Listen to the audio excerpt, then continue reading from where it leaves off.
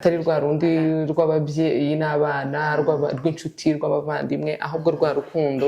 rw'umuhungu n'umukobwa bashobora kuba bakundana. So rero ntekereza ko buri ni ikintu uba wumva wiyumvamo ushaka ko umuntu agufata bitandukanye nuko afata abandi.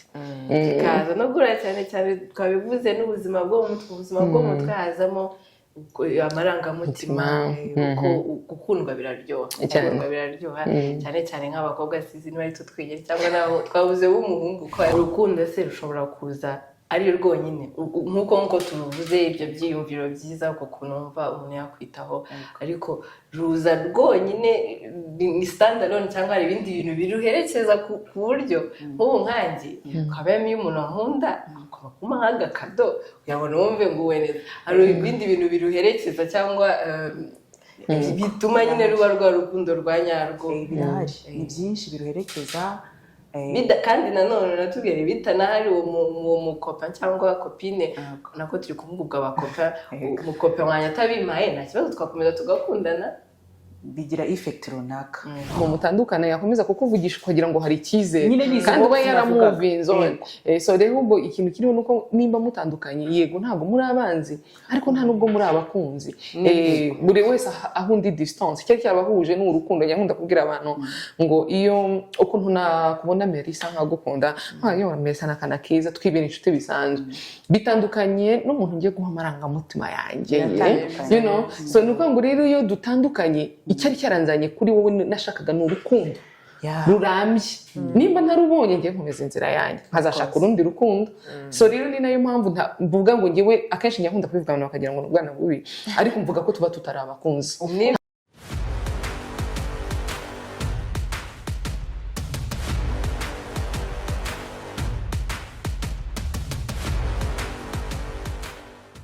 Ndagusuje kandi nkwaye ikaze mu kiganiro cy'uyu munsi. Mu kiganiro baho neza twite ku buzima bwo mu mutwe nk'uko mumaze kubimenyera, ikiganiro tuganira ku buryo twabungabunga ndetse tukanita ku buzima bwacu bwo mu mutwe. Uyu munsi rero tugiye kuganira ku rukundo. Turi mu kwezi kwahariwe benshi dukunda kwita kwahariwe urukundo. Ni ukwezi twizihiza umunsi w'abakundanye Saint Valentin ku itariki ya 14 z'ukwa kabiri. Niyo mpamvu rero uyu munsi twaje tugiye kuganira ku rukundo, ariko noneho tubihuza n'ubuzima bwacu bwo mu mutwe.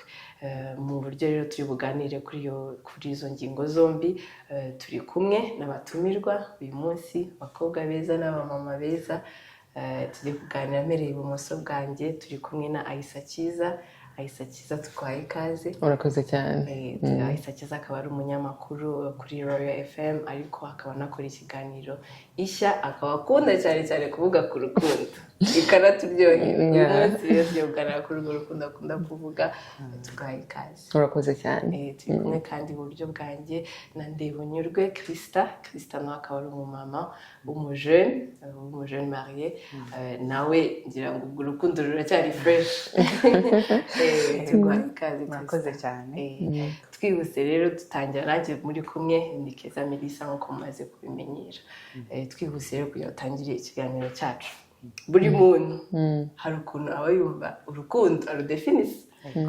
Ku rukundo icyo yumva kiruranga, uko yumva akunzwe. Ese iyo nkunzwe ngewe barumva ameze gute? Urashaka ko njye ntanyura? Urukundo iyo uri mu rutekereza ntekereza ko rubamo amayobera, ariko nanone ni ibyiyumviro wiyumva bidasanzwe ku muntu wumva ushaka ko kuba hafi cyangwa se ushaka kumuha muri kumwe. So ibyo kuri njye rero ntekereza ko urukundo ahanini ruza bitewe n'ibyo byiyumvo wiyumvamo kuri uyu muntu, ariko nanone ndashaka ko uyu muntu muri ubu buzima tubana gute, amfata gute, kandi bidasanzwe nk'uko wenda bifata abandi. Hano nimba ndi kuvuga urukundo ndaba ndi kuvuga rwa rundi rw'abantu babiri, atari rwa rundi rw'ababyeyi n'abana rw'inshuti rw'abavandimwe, ahubwo rwa rukundo rw'umuhungu n'umukobwa bashobora kuba bakundana. So rero ntekereza ko buri ni ikintu uba wiyumvamo ushaka ko umuntu agufata bitandukanye nuko afata abandi. Kaza no gura cyane cyane twabivuze n'ubuzima bwo mu mutwe, ubuzima bwo mu mutwe hazamo amarangamutima kuko gukundwa biraryoha cyane cyane nk'abakobwa sizi niba ari tutwigere cyangwa nabo twabuze w'umuhungu kwanza batubwira uko biba bimeze ariko nabo birabaryohera urebye nabo birabaryohera cyane kubera ko nawe yateye intambwe akagira umuntu umukunda mu muco wacu turacyafata akabahungu batera intambwe nubwo twaba twakundanye twese ariko umuhungu atera intambwe kukubwira ko ashaka kumufata bidasanzwe bidasanzwe nko gufata abasaza bawe cyangwa ugasanga rero iyo ateye intambwe akabivuga nuko nabo bafite bya byiyumvo akwiyumva amashaka kumusangira. Gusa wowe urukundo rero kuri wowe ni iki? Okay, murakoze. Urukundo abantu baruvuga muri definition zigiye zitandukanye ariko njyewe ngumva nk'ibihe byiza umuntu aba adashaka ko bishobora gushira. Ibihe birimo umuntu wumva adasanzwe si uko adasa n'abandi cyangwa yambaye umubiri utandukanye n'abandi ariko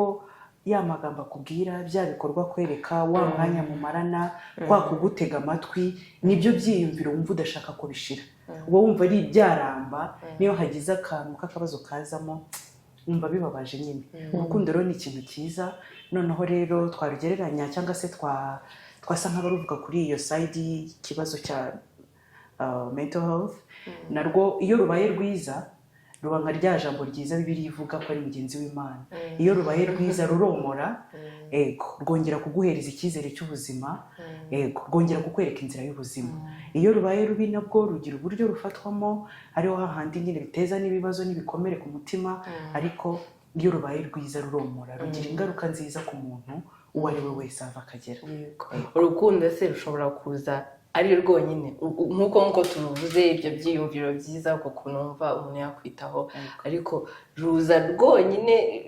ni standalone cyangwa hari ibindi bintu biruherekeza ku buryo nk'ubu nkanjye kabemo iyo umuntu ankunda akoma nk'agakado yabona wumve ngo uwe neza hari ibindi bintu biruherekeza cyangwa bituma nyine ruba rwa rukundo rwa nyarwo. Birahari ni byinshi biruherekeza kandi nanone natubwira bitanahari uwo mukopa cyangwa kopine nako turi kuvuga ubwo abakopa umukopa wanjye atabimaye nta kibazo twakomeza tugakundana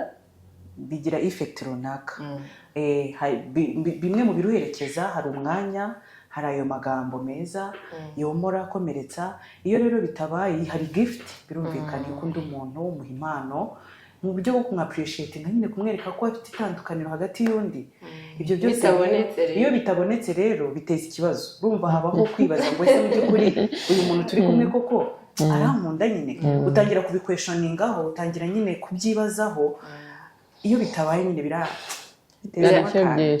ntekereza ko ari nayo mpamvu abantu basobanukiwe cyane iby'imibanire bashyizeho ko buri muntu wese agira ururimi rw'akundamo cyangwa se ibyo bita love languages. So ubwo usanga rero mu rukundo bya bintu biherekeza ni rwa rurimi ukundamo. Hari abantu bakunda ko hari umuranda service runaka, hari abantu bakunda kumubwira amagambo meza na time, hari abantu bakunda ko igihe cyose muha wa mwanya kandi umufata, bakunda impano kandi buri muntu wese nyine agira uburyo bwe bwo gukundamo. So noneho n'uburyo akundamo akenshi usanga ari nabwo buryo bashaka gukundwamo. Ubwo rero iyo ibyo bintu bidahari, iyo utabashije kumenya neza wa muntu mukundana ururimi avuga mu rukundo biragora biteza niho handi biteza ikibazo bikavuga ngo ntago ibintu biracyaryoshye, ibintu biri kumbangamira, ibintu biri kunyica aho kumbera byiza nk'uko Kristo yahoze abivuga ngo ni bya bihe byiza uba udashaka kuvamo. Iyo bitangiye kuba bidafite rero bya bintu biherekeje bitangira kuba bibi. Ubwo ni na byiza ko muri uwo muhungu n'umukobwa bakundana ugomba kubanza kumenya icyo mugenzi wawe rwa rurimi avuga. Niba ari twadukado kamenya iyangare si bya mirenge. Ubu benshi dutegereje dukadukwisabara ntabwo ari ngombwa ibya mirenge mu bushobozi bwawe ariko wamenye rwa rurimi mugenzi wawe avuga ni ingenzi cyane. Kubihuza rero ubuzima bwo mu mutwe ubwo harimo parti y'amarangamutima kandi muri urwo rukundo hazamo amarangamutima. Ese urukundo nibaza urukundo rushobora gutera gutera ibibazo by'ubuzima bwo mu mutwe ubwo tuganishije kuri parti y'amarangamutima. ntekereza ko ahubwo urukundo rugiramo uruhare runini cyane kubera ko usanga ubuzima bwacu busanzwe kuva umuntu akiri umwana ukura wumva ko ababyeyi bagomba kugukunda bagomba kukwitaho abavandimwe bawe nuko so niyo bigeze rero kuri wa muntu wahisemo mu bandi uba wumva ko ari we ugomba kuguha bya byiza byose wagakwiye kuba ubona. Iyo rero bitabaye cyangwa se niyo bibaye bigira ingaruka nziza. Kristo yigeze no kubivugaho, bigira ingaruka nziza iyo koko ukunzwe nk'uko ubyifuza kuko uhora wishimye uhura ubuzima bwawe niyo wahura n'ikibazo ugati at least afite umuntu nkunda ugahora hari umuntu uri bumpobere mfite umuntu uri bumbwira ati sorry nimba nagize ibibazo hari umuntu uri bubwira akanyumva aho ngaho urumva ko biba bibaye mu buryo buri positive. Ariko noneho iyo bibaye mu buryo butari bwiza biraguhungabanya ku buryo umuntu ashobora gutandukana n'undi cyangwa se kuba ataryohewe mu rukundo bikakugiraho ingaruka mu kazi uri gukora, bikakugiraho ingaruka mu mibanire n'abandi, bikakugiraho ingaruka nawe ubwawe ukareka kutiyitaho. Hari abantu usanga ari mu rukundo ukumva aba aravuga ngo njyewe musheri wanjye umva no kwirirwa ntuka no kwirirwa mbwira nabi no kuvuga ngo ndasa nabi ndi mubi. Imagine ariko ukundana n'umuntu wewe waramuhaye urukundo ariko akazagira ahantu akubwira ati riga buramba mbona utari mwiza mbona cyane cyane nk'iyo bigeze n'ahantu mutakiri muri ya copinage na fiançailles byarageze noneho muri mu rugo. Buriya kubivuga abantu bagira ngo urukundo rurangira muri copinage oya ruraguherekeza no mu rugo. Bya bintu byiza wabonaga mugiri guteretana biranagomba no kuherekeza mariage yanyu cyangwa se imibanire yanyu. So nimba rero ugeze mu rugo wa muntu rero akubwiye kuri mwiza agatangira kukubwira ngo uri mubi dore ukuntu kingana dore ukuntu gisa ibyo bintu kamwe aba arimo arakwica mu mutwe. Ugera ahantu wiyanga ukadeprima ukatangira kumva ibintu byose ari bibi ari byo byandi ngiye ntekereza ko bishana no kuvamo ya ngaruka ya depression cyangwa se y'agahinda gakabije.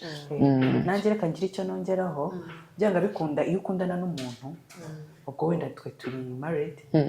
turabivuga muri iyo context ariko kandi bihera byose muri copinage aho steps zo gukundana na copinage bamwe. Noneho akenshi hari igihe usanga nk'urubyiruko ugasanga akundana n'umuntu kandi si ku rubyiruko gusa. Iyo ukunda umuntu rero uba wumva hopes zose mbese hari uburyo uba waramugize nk'Imana wa muntu rero. Ubwo ndi kuvuga kuri side yo kuba byagira ingaruka mbi ku mitekerereze cyangwa se ku marangamutima yawe. Byanga bikunda wa muntu igihe nikigera akava mu buzima bwawe muratandukanye cyangwa se urabona atakikwitaho ibyo byose bigatuma iyo mutandukanye hari utabasha kubyakira. Hari abakuriramo agahinda gakabije izo za depression, hari ukwiheba, hari ukwitakariza icyizere burundu ukikura mu bantu abantu bakajya babona urahari ariko ntabwo uhari. Ibyo byose nibigira nyine izo ngaruka. Hari kandi kantu ka social media hari ukuntu usanga umukobwa avuga ngo ari couple runaka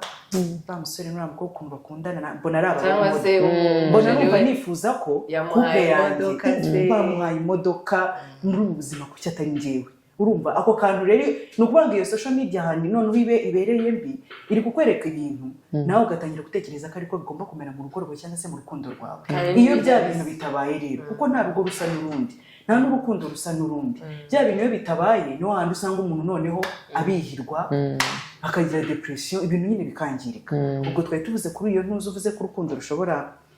kugira ingaruka mbi ku mitekerereze y'umuntu cyangwa se ku marangamutima birangiza cyane n'ibyo. Ariko nanone rwa rukundo turi kuvuga y'amagambo meza za ndimi zitandukanye eshanu umugenzi wa z'urukundo ariko navuga iyo tuzihaye umuntu ni nko gufumbira tuba turi kurema umuntu uri kurema. Natangiye bivuga neza ko iyo urukundo rubaye rwiza nyine rukaba rwiza pe ku rwego byumvaho ruromora rugize ibikomere rwongera kuguha icyizere cy'ubuzima wongera kuvuga ngo nubwo bya bindi bitagenze neza ariko at least hano ndakunzwe. Hari umuntu wumva kubwira ngo ntabwo nari nzi ko nshobora guhura n'uyu muntu ntabwo nari nzi ko umuntu ashobora kunkunda bigeza uwo aba yarabanje ku bikomere ariko within time akagira agahura n'umuntu ushobora kumwomora. Ni ukuvuga ngo urukundo narwo iyo rubaye rwiza rufasha wa muntu cyane. Yego, hari noneho n'ibibaho urumva gukundana n'ibyo turakundana tukagira n'ibyo bihe byiza mu gihe turi gukundana, ariko hari igihe kigera ngira ngo ni n'ibisanzwe abantu ntibaremewe, hari igihe badahuza after time, hari igihe badahuza bikaba ngombwa ko batandukana, hari guterana indobo se wenda gukatirana n'urwo rukundo rutarabaho, hari breakups n'ibindi bitandukanye biba mu rukundo. Ese mutekereza ko hari uburyo bwiza byabaho bigasiga bidakomerekeje umwe muri mwebwe muri iyo relation yanyu? Tugaruka cyane kuri bwawe, kuko abenshi ntekereza ko urukundo ubu turufata nyine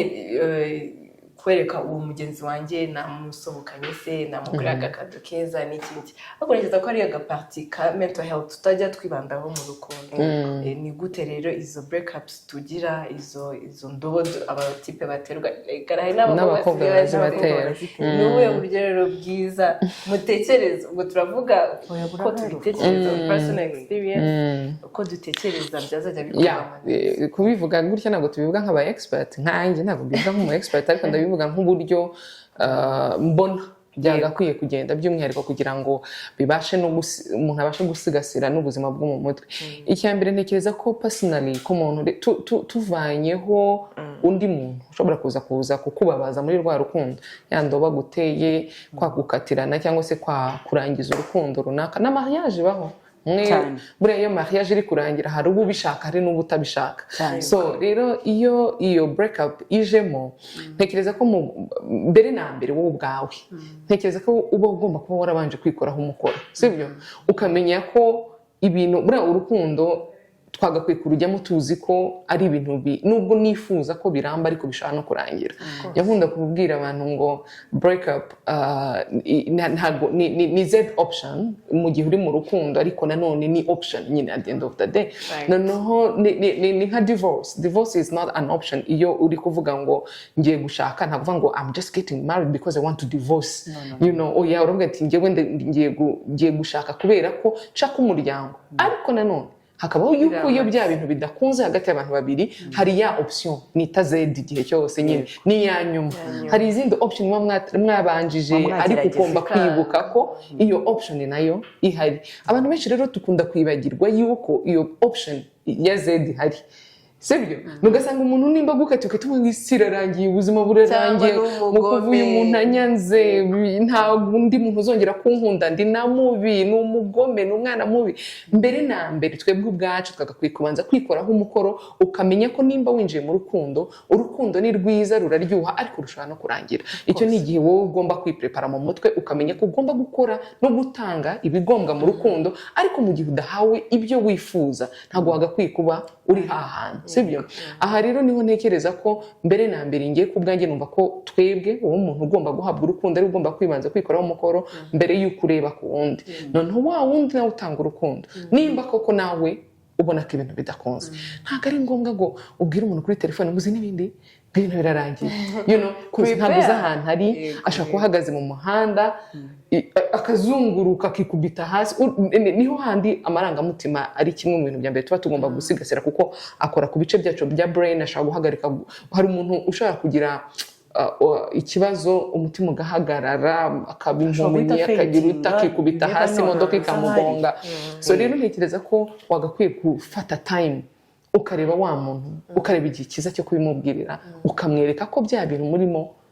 bitakigenda, ukamubwira ati I'm not happy, wenda ntabwo nishimye rwose, ndifuza ko ibintu turangiza, ariko muri kumwe murananga gukatirana kuri telefone. Vraiment ni kimwe mu bintu bya mbere bibi cyane. Ni byiza kureba umuntu ukaba waramuganirije, kandi ikindi hari n'abantu bajya bahurira n'ikibazo kubera ko umuntu amukatiye atazi impamvu, ugasanga umuntu mwarabanye cyane ntabwo yishimiye, ariko nta nubwo akubwira ko atishimye. Wowe urumva ibyo wakoze nubwo utari kugenda muri love language, ntabwo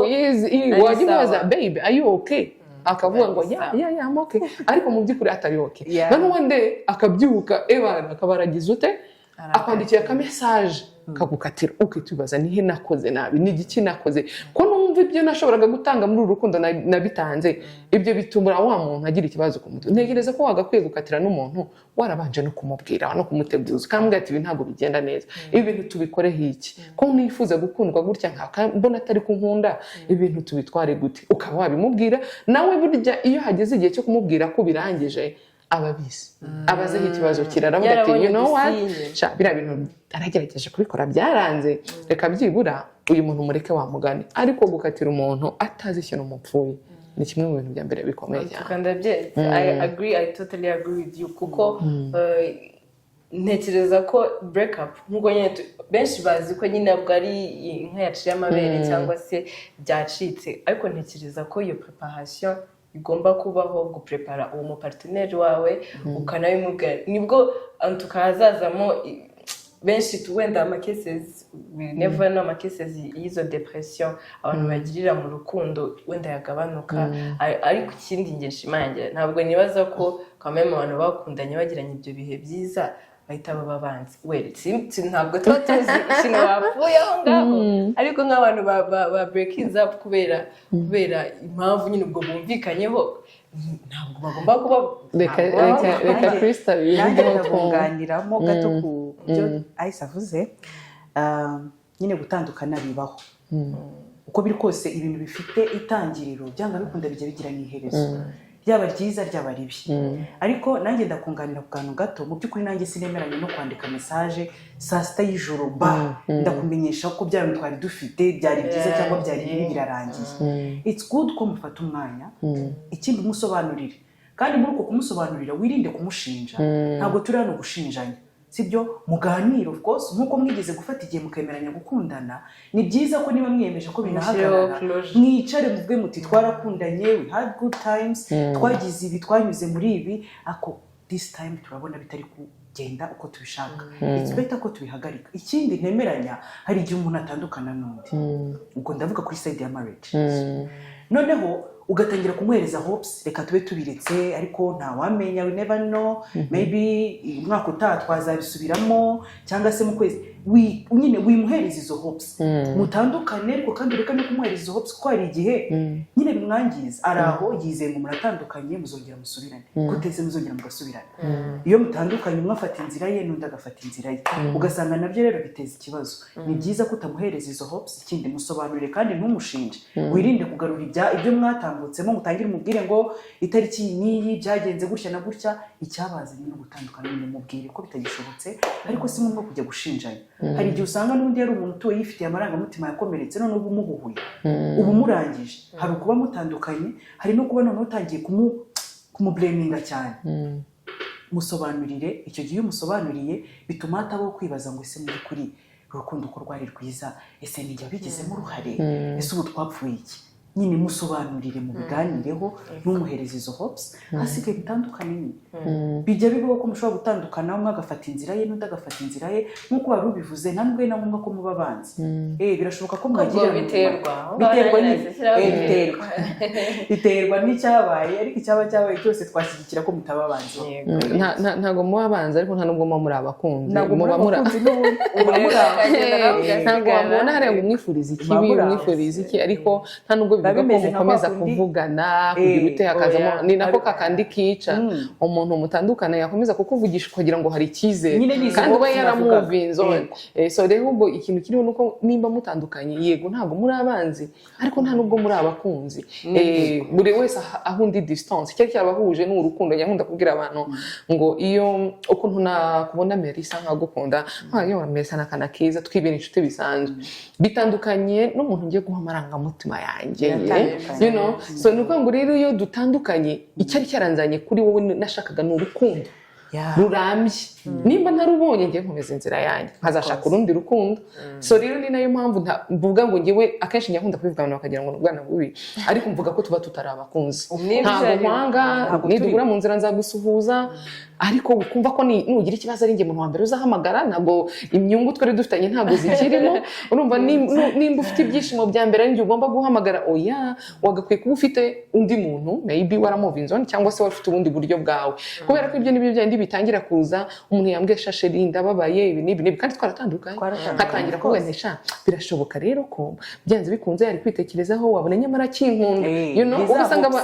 abantu bose bahora ngo maybe ngo aracyankunda maybe aracyankunda oya so rero akenshi ibyo rero bikomeza kukwica mu mutwe mu rwego rwiza rwo gukira nuko wa muntu nimba mwemeranyijwe gutandukana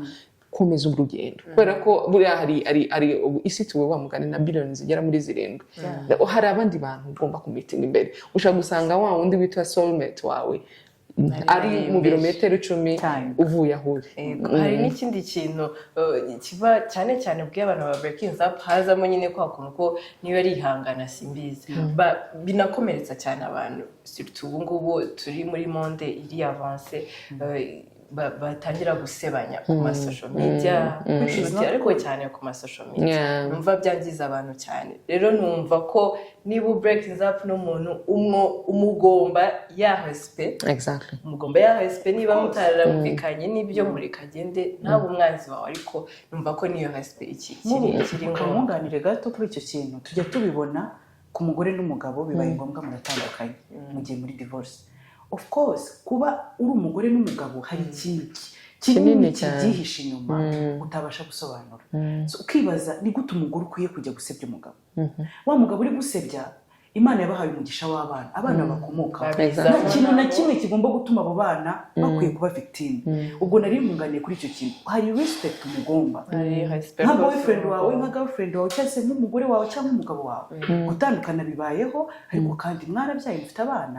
iyo mutangiye kuza gusebanya rero tujye tubibona ku ma social media na social media yo yarabiciye aho niho hahita haziramo cya bwa buzima bwo mu mutwe nahoze mvuga mbere na mbere irebeho banze wirebe kuko njya nkunda kubwira abantu ko njyewe nta kintu ngira ndegreta numva ko ibintu byose nabinyuzemo nuko byagombaga kugenda nimba rero narakundanye n'umuntu umwe babiri batatu bane hari ibihe byiza twagiranye ngomba no kubicara bishinga sibyo ndicara nkavuganikana kayambaniye neza yego haraho tutabanye neza nanjye kubera ko ndabizi neza ko abantu dukunda kwirebaho ariko buri ugiye kumubaza nawe usanga hari ahantu utamubaniye neza nuko ngo buri igihe cyose mu nkuru y'umuntu hari side iri positive hari ni negative nkuko nawe uri kubyumva uvuga ati shayera umwana mubi yarampemukiye hari igihe nawe afite ahantu nawe wamuhemukiye so rero igihe cyose ushaka gusebya umuntu ushaka kugira ute ibuka ko nawe ushaka kuba ufite indi side mu buzima bwe nayo itari nziza kandi wiregrete ibihe wagiranye n'umuntu byari ibyo bihe aho byarangiriye naho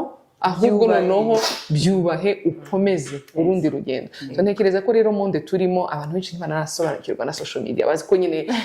sharing everything aribwo abantu bumva cyangwa baha agaciro ubuzima muri muranyuramo oya ahubwo kumenya icyo sharing ikiri ngombwa n'ikitari ngombwa ariko noneho byagira ahantu ugomba guhungabanya ubuzima bwo mu mutwe bw'umuntu ukaba wagiraho aka question mark mbere y'uko sharing noneho ndi kwibaza ngewe ubwo nihereyeho ibyangiye kubabaza haba hari igihe byigeze bibabaho ko mwagira ibibazo by'ubuzima bwo mu mutwe kubera urukundo ariko mukaza no kuva muri ibyo bibazo by'ubuzima bwo mu mutwe kubera wahawe urukundo rundi byari byabaho of course yeah cause twese ntago umuntu nkatwe tugira igihe cyo gushaka ntago warakundanye n'abantu bibaho agakundana n'umuntu umwe bakanashakana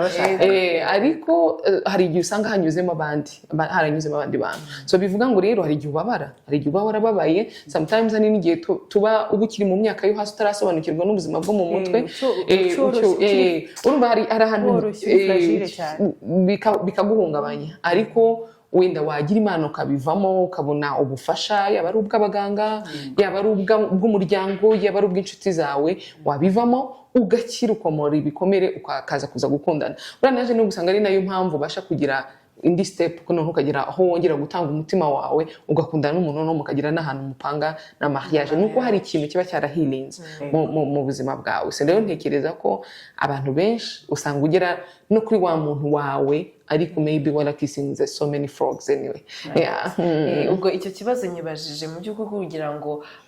hashobora kuba hari udukurikiye mu bumva uko wigeze kubivuga kumva ko umuntu agukatiye cyangwa waragize deception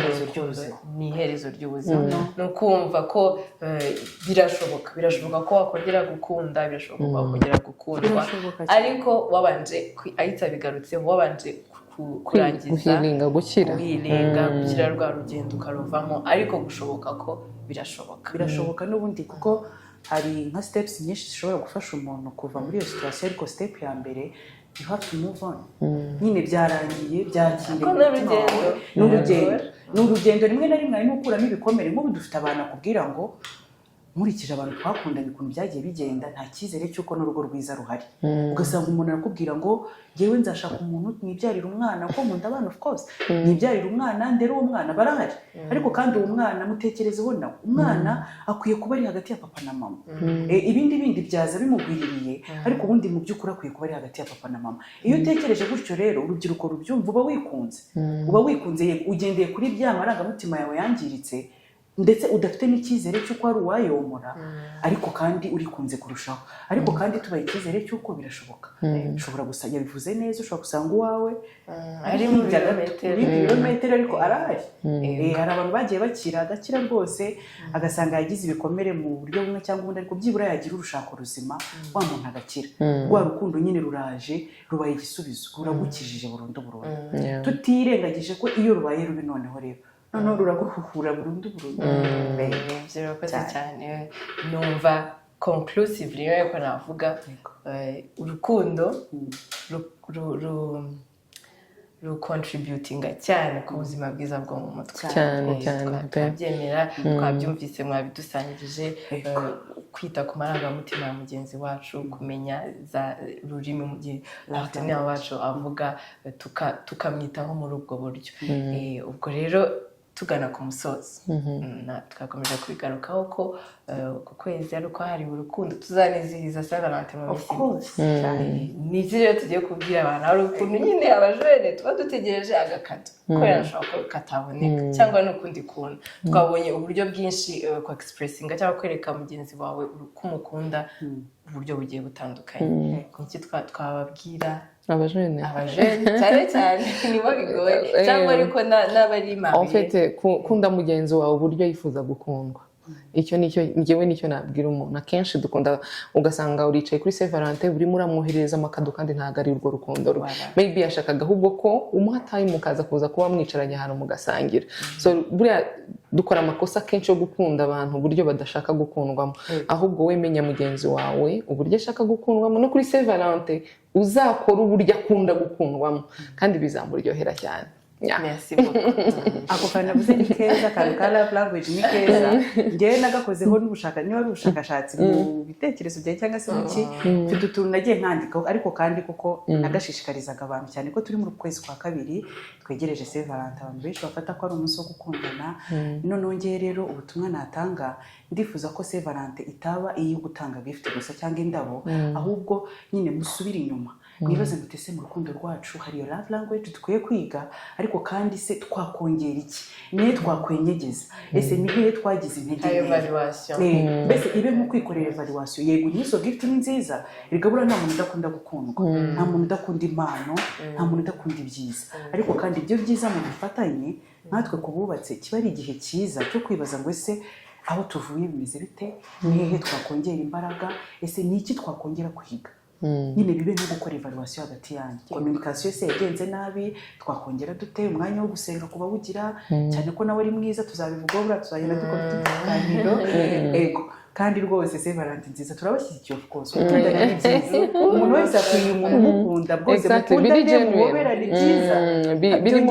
birimo mu kinyarwanda genuine hari ubwo bizira makemwa you know kabisa bya bindi byiza na unakuna kari kubihata yego numva ariwo Saint Valentin y'umwaka rwose dukundane biri genuine dukundane nkuko dukunda mugenzi wacu uko yifuza gukundwa mwige kumenya love language z'abakunzi banyu ikindi mukore evaluation y'urukundo rwanyu ni sawa ubundi mutanga amakado of course amakado murakoze cyane ndabashimiye cyane ikiganiro cyari kiryoshye murakoze tugeze ku musozi w'ikiganiro cyacu ndagushimiye Aisa mwakoze cyane Melissa ndagushimiye nawe Krista mwakoze cyane turanashimira n'abari badukurikiye mu kiganiro baho neza twite ku buzima bwo mu mutwe ikiganiro nakagaruka murakoze